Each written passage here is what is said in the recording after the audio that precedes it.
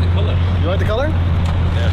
Yeah, I had mixed reviews on the color. Some people said they like it, some people said they don't like it, and I said, well, what color's your brigade? Well, what color's your brigade?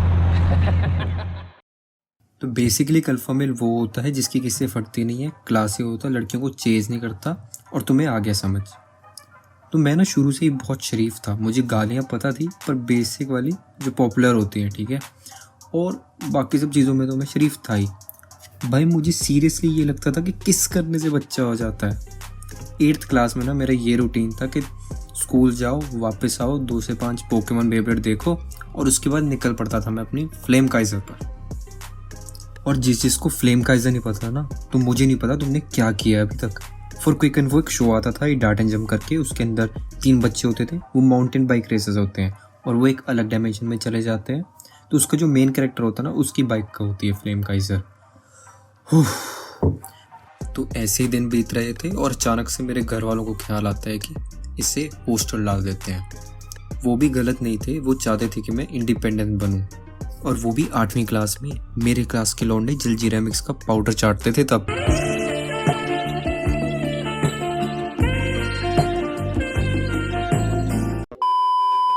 तो जून में मेरे birthday पर हम hostel देखने जाते हैं और घर वाले स्कूल से इतना इम्प्रेस हो जाते हैं कि अगले साल के बजाय इसी साल बीच 8वीं में ही मेरे एडमिशन करवा देते हैं। बर्थडे पे केक तो सबका कटता है, पर यहाँ मेरा कट गया। टूटा हुआ साज हूँ मैं, खुद से ही नाराज हूँ मैं, सीने में जो कहीं पे दबी है ऐसी कोई आवाज हूँ मैं। 10 दिन बाद मेरा हॉस्टल खुलना था और वो 10 दिन में पता नहीं चला कब दिन हो गई कब रात हो गई। जब आंखें खुली ना, तो बस घर वाले मुझे हॉस्टल छोड़ने जा रहे थे। हॉस्टल में उतरते सार मुझे 2 बच्चे मिलते हैं, बाउंसी और अमन। और वहाँ पे क्या था कि 6 हॉस्टल्स होते हैं और सबको ना उन्होंने अपने बिल्डिंग्स के अकॉर्डिंग नंबर दिए होते हैं। तो मेरा था 8 नंबर हॉस्टल। 8 नंबर के अंदर 3 डोम्स होते हैं, A, B, C। एक डोम के अंदर अराउंड 10 से 15 बंक बेड्स होते हैं। तो हमारा C डोम था। हम अपने डोम के अंदर जाते हैं और मैं अपने सब सामान की सेटिंग करने लग जाता हूँ। तो मैं अमन और बाउंसी के ना जस्ट ऊपर वाला सेकंड बंक बेड लेता हूँ। सारी चीज़ों की सेटिंग वगैरह करने के बाद हम महफिल जमा के बैठ जाते हैं और उसके बाद वो मुझे बताते हैं हॉस्टल में रहने के तौर तरीके। पहली बात, यहाँ पे बच्चे बहुत हरामजादे होते हैं। यहाँ पे किसी को भी अपने मम्मी पापा का नाम नहीं बताना, नहीं तो फिर उसी नाम से तुम्हें पुकारा जाएगा। और दूसरी, अगर तुम्हें कोई पीछे से उल्टे नाम से बुलाता है ना, तो पीछे मुड़ के मत देखना। उन्होंने बस ये 2 रूल ही बताए मुझे, पर यहाँ पे सरवाइव करने के लिए तो पूरी गाइड चाहिए। हर दिन कोई नया चैलेंज, हर दिन कोई नई बसड़, और सबसे बड़ा टास्क तो सुबह नहाने के लिए बाल्टी भरना होता था। सुबह 4 बजे से बाल्टियों की लाइन लग जाती थी नलके के आगे गर्म पानी के लिए। और उससे भी बड़ी बात, उस बाल्टी की लाइन के रूल्स भी थे। बाल्टी के नीचे बाल्टी रूल, बाल्टी के ऊपर बाल्टी रूल, बाल्टी स्विच रूल, बाल्टी स्किप रूल। जो लाइन नहीं होगी ऊनो हो गया। और एक सबसे अनोखा बच्चा था चतुर। वो भाई सुबह सुबह जल्दबाजी में बाल्टी को छोड़ के लाइन में सब कुछ लगा देगा। कैंपर, वॉशिंग मशीन, आंटी की कढ़ाई, बॉर्नवीटा का खाली डब्बा, जो उसको दिख जाए ना सब कुछ लगा दे, पर बाल्टी नहीं लगाएगा।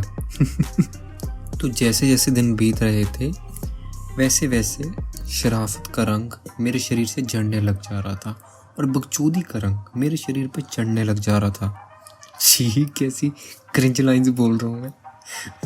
पर बस एक प्रॉब्लम थी कि मैं न्यू कमर था और किसी को कुछ भी नहीं कहता था, पर हर कोई ना मुझे मंदिर की घंटी की तरह बजा के चला जाता था। और ये चीज़ मुझे क्या, किसी को भी अच्छी नहीं लगेगी।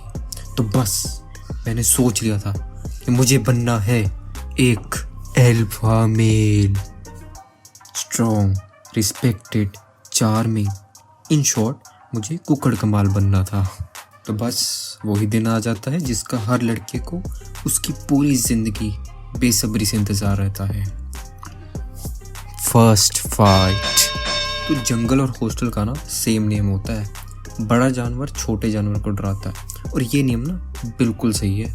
रक्षाबंधन था और सारे बच्चे घर गए हुए थे सिवाय मेरे, बाउंसी और प्रेशर के। मैं बता दूं, मैं इसलिए घर नहीं गया था क्योंकि मैं इंडिपेंडेंट हूँ। मजाक कर रहा था, मेरे पेरेंट्स को कोई काम था इस करके मेरे को लेने नहीं आ सके। प्रेशर एक 4.5 फुट का लड़का है और उसका प्रेशर नाम क्यों बढ़ा ये एक अलग कहानी है। वैसे तुम्हें हिंट तो मिल ही गया होगा। तो मैं और बाउंसी अपने अपने डोम में जा रहे होते हैं और अचानक से प्रेशर आके मेरे ब्रेड के सामने च्युइंगम थूक देता है। मैं उससे कहता हूँ कि यार ये च्युइंगम थूकने की जगह जा जाके डस्टबिन में थूक। वो मेरे से अलग ही स्वैग में चौड़ा होने लग जाता है। मुझे चढ़ता गुस्सा, मैं पकड़ के घुमा देता हूँ साले को हेलीकॉप्टर की तरह। उसके बाद वो लैंड होता है और चुपचाप च्युइंगम लेके चला जाता है। भाई साहब, उसके बाद जो सेटिस्फैक्शन मिलती है, 3 दिनों तक तो मैं हवा में ही था। उसके बाद जाके धरती पे लैंड हुआ।